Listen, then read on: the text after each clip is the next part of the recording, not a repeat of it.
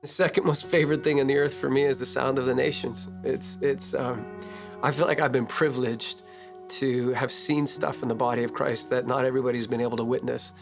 And I've been able to travel to nations, and I've been able to see the breadth, like the scope of what God's doing in the earth.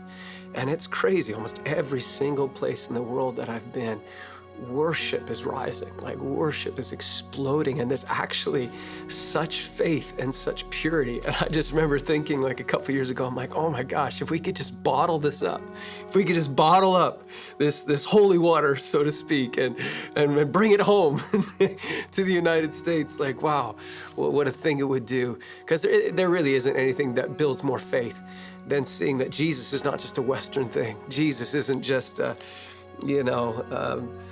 conservative right-wing, thing. Jesus is a global love affair, like of the church, and it just wrecks you. It does something to your heart when you can witness that and you can taste that in every language, every tongue, every tribe.